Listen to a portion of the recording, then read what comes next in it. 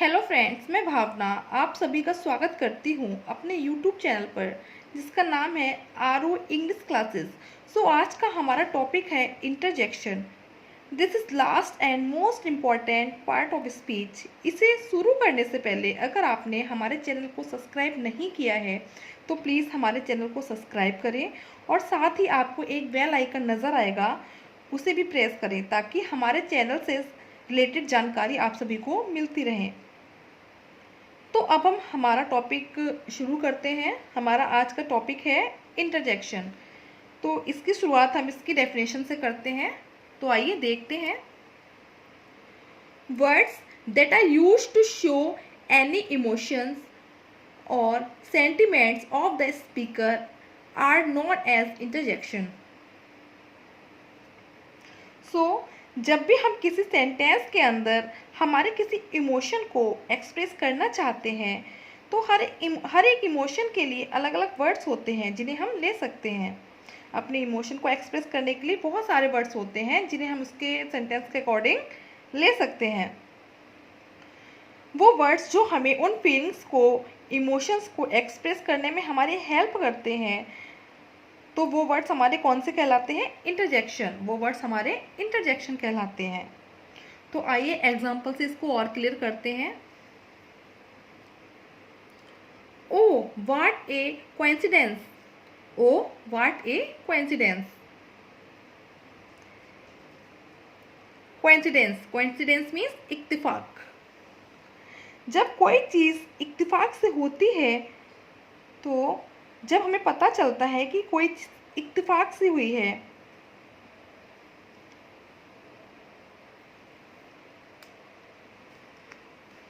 तो वहाँ पे हम क्या फील करते हैं, क्या फीलिंग होती है उस टाइम जब हमें पता लगता है कि कोई चीज़ इत्तेफाक से हुई है, तो वहाँ पे हम एकदम सरप्राइज फील करते हैं।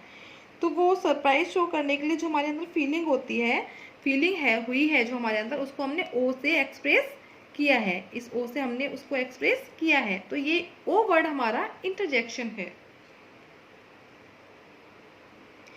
इसी तरह से काफ़ी सारे इंटरजेक्शन होते हैं जो अलग अलग तरह से हमारी फीलिंग्स को एक्सप्रेस करने में हमारी मदद करते हैं। तो इसलिए हमने इन्हें डिफरेंट कैटेगरीज में डिवाइड किया है। इस इंटरजेक्शन को हमने अलग अलग कैटेगरीज में डिवाइड किया है। तो आइए देखते हैं इंटरजेक्शन के टाइप्स को। इंटरजेक्शन के बेसिकली 6 टाइप्स होते हैं। तो आइए देखते हैं। फर्स्ट इसका interjection for greeting, interjection for joy, interjection for approval, interjection for attention, interjection for surprise, interjection for sorrow। इसका फर्स्ट पार्ट है इंटरजेक्शन फॉर ग्रीटिंग। आइए हम इसको डिस्कस करते हैं। Interjection for greeting.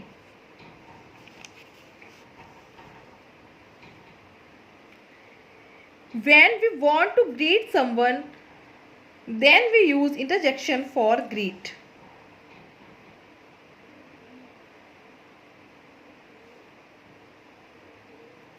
जब हमें किसी को ग्रीट करना होता है तो हमें क्या है, इस इंटरजेक्शन फॉर ग्रीटिंग का यूज़ करना पड़ता है।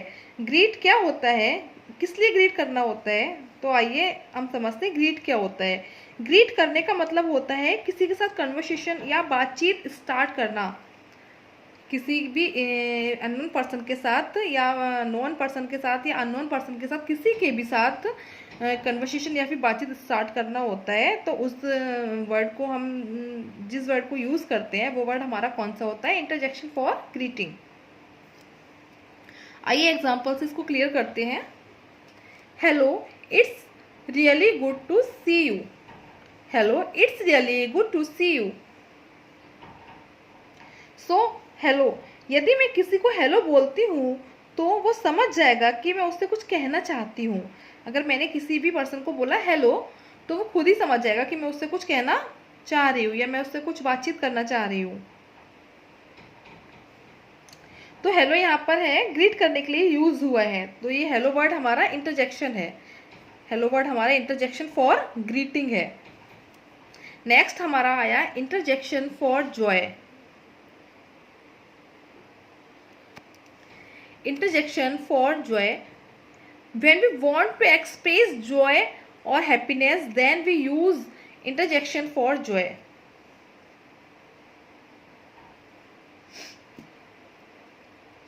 किसी भी चीज़ को लेकर जब हम बहुत ज़्यादा खुश होते हैं, बहुत ज़्यादा एक्साइटेड होते हैं किसी भी चीज़ को लेके, और उस एक्साइटमेंट में हम जिस वर्ड का यूज़ करते हैं या अपनी हैप्पीनेस और एक्साइटमेंट को एक्सप्रेस करने के लिए जो वर्ड यूज़ किया जाता है, वो वर्ड हमारा इंटरजेक्शन फॉर जॉय होता है। अपनी खुशी को दिखाने के लिए जो वर्ड हम यूज़ करते हैं वो हमारा होता है इंटरजेक्शन फॉर जॉय। आइए एग्जाम्पल से इसको क्लियर करते हैं। Hurray you won the match.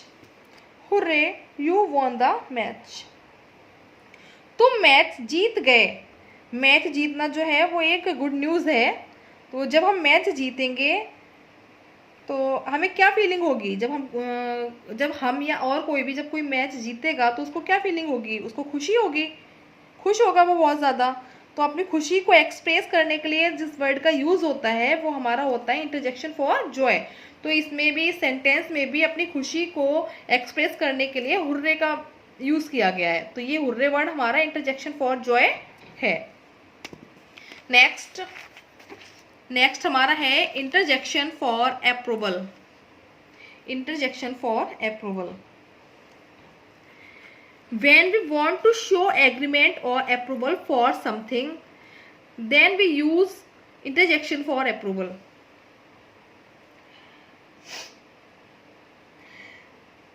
जब भी हम किसी चीज़ से सहमत होते हैं, किसी चीज़ की सहमति होती है जब हमारे साथ, या कोई चीज़ है जो हमारे लिए बिल्कुल परफेक्ट है, जो कोई भी चीज़ है वो हमारे लिए एकदम से परफेक्ट है, कहीं से भी उसमें कोई कमी नहीं है, बिल्कुल परफेक्ट है वो हमारे लिए,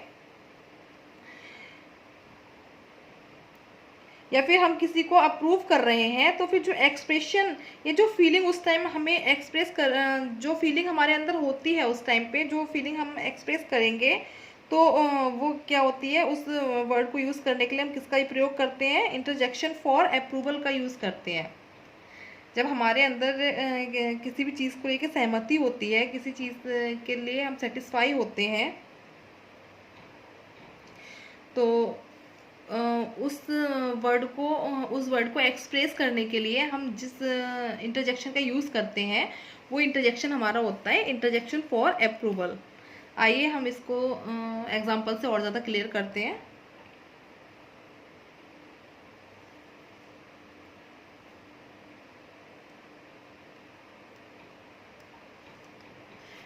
Bravo, you have done a wonderful job.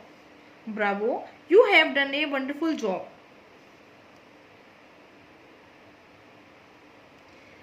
मतलब ब्रावो, तुमने बहुत ही अच्छा काम किया।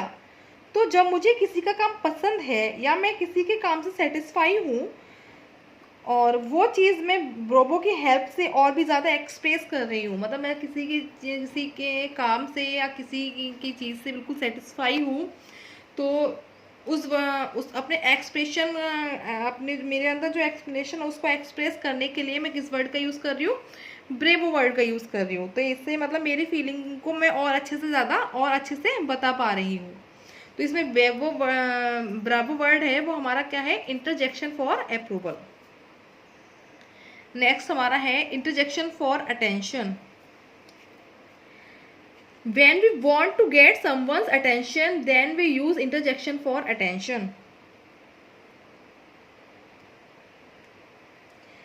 जब भी हम कोई ऐसी बात कर रहे हैं जो बहुत ज़्यादा ज़रूरी है, हमें मतलब किसी से कोई बात करनी है, वो बहुत ज़्यादा ज़रूरी है और हम किसी भी कीमत पे नहीं चाहते हैं कि वो हमारी बात को अनसुना करे या इग्नोर करे, तो उसकी अटेंशन को अपनी तरफ लाने के लिए हम जिस वर्ड का यूज़ करते हैं वो हमारा होता है interjection for attention.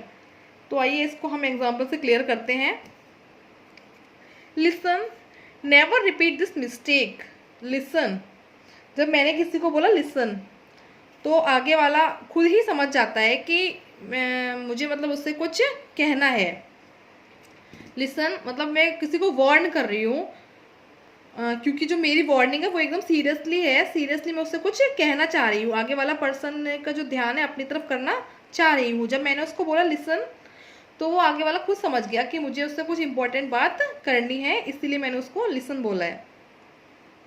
Never repeat this mistake, इस गलती को दोबारा कभी मत दोहराना। तो इस सेंटेंस में जो लिसन वर्ड है वो हमारा इंटरजेक्शन फॉर अटेंशन है। नेक्स्ट आया हमारा interjection for surprise. Interjection for surprise, when we want to show feeling of being surprised, then we use interjection for surprise. कोई भी जब ऐसी चीज होती है जिसकी हमने कभी उम्मीद भी नहीं की होती है, कभी कभी ऐसी चीज हो जाती है जिसकी हमने कभी उम्मीद नहीं की होती है और वो एकदम से हमारे आगे आ जाती है, या जो हमने कभी सोची नहीं होती है और वो चीज हमारे आगे हो जाती है, तो हम क्या है उस चीज को देख के एकदम सरप्राइज्ड हो जाते हैं। तो उस टाइम जो हमारे अंदर फीलिंग होती है, उस फीलिंग को एक्सप्रेस करने के लिए जो वर्ड यूज होता है वो हमारा होता है इंटरजेक्शन फॉर सरप्राइज।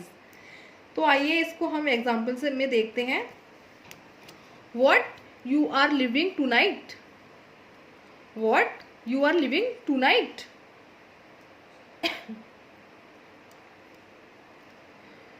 व्हाट मतलब क्या, तुम आज रात को निकल रहे हो। तो ये सेंटेंस है हमारा, you are living tonight, तुम आज रात को निकल रहे हो। ये चीज़ हमें पहले पता नहीं थी, ये चीज़ हमारा कोई जानने वाला है तो वो आज रात को कहीं जा रहा है, ये चीज़ हमें पता नहीं थी, वो अचानक से जा रहा है। तो हमें जब ये चीज़ पता लगी कि वो आज रात को जा रहा है तो हमें एकदम सरप्राइज्ड हुए, हम एकदम से सरप्राइज्ड हुए कि what you are living tonight, आज रात को तुम जा रहे हो, निकल रहे हो। तो यहाँ पे जो वर्ड हमने यूज किया है व्हाट, ये वर्ड हमारा है इंटरजेक्शन फॉर सरप्राइज।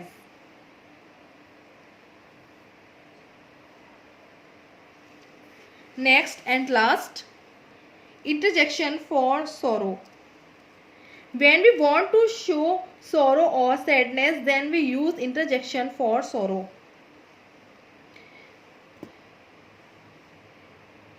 जब हम किसी भी चीज़ को लेके बहुत ज़्यादा दुखी होते हैं, किसी चीज़ से जब हम बहुत ज़्यादा दुखी होते हैं या बहुत ज़्यादा परेशान होते हैं, तो वो एक हमारी निगेटिव फीलिंग होती है। किसी चीज़ को जब हम लेकर ज़्यादा परेशान होते हैं, ज़्यादा दुखी होते हैं, तो वो क्या होती है, हमारी निगेटिव फीलिंग होती है। जो इंटरजेक्शन हमारी सॉरो और सैडनेस फीलिंग को एक्सप्रेस करने में हमारी हेल्प करता है, हमारी मदद करता है, वो इंटरजेक्शन क्या होता है, इंटरजेक्शन फॉर सॉरो। वो हमारा इंटरजेक्शन फॉर सॉरो कहलाता है।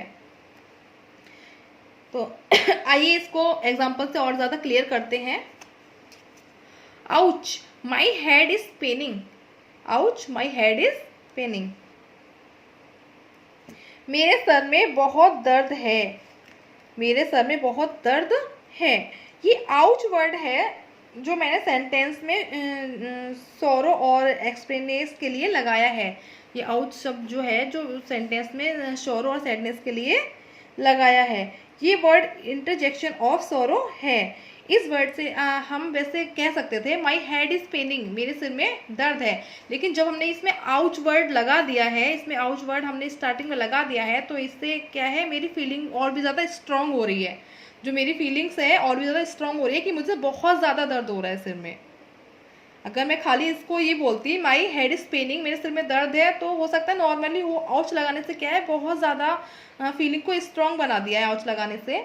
तो मतलब मेरे सिर में दर्द हो रहा है, बहुत ज़्यादा दर्द हो रहा है, जो पेनफुल है, बहुत ज़्यादा सहन ना करने वाला है। Ouch my head is Penning. तो आउच लगाने से मैं अपने सेंटेंस को मतलब पेनफुली फील कराने के लिए मैंने इसमें आउच लगाया है। तो इससे मैं क्या है अपनी फीलिंग को और ज़्यादा एक्सप्रेस कर पा रही हूँ। तो ये आउच वर्ड है वो हमारा है इंटरजेक्शन फॉर सॉरो। तो फ्रेंड्स, इंटरजेक्शन के बारे में बस इतना ही। आई होप ये वीडियो आप सभी को पसंद आई है, और अगर आपको कोई भी डाउट है इस वीडियो में तो आप मुझे कमेंट्स में लिख सकते हैं, मैं जल्दी ही आपके कमेंट्स का रिप्लाई करूँगी। Thank you so much for watching this video.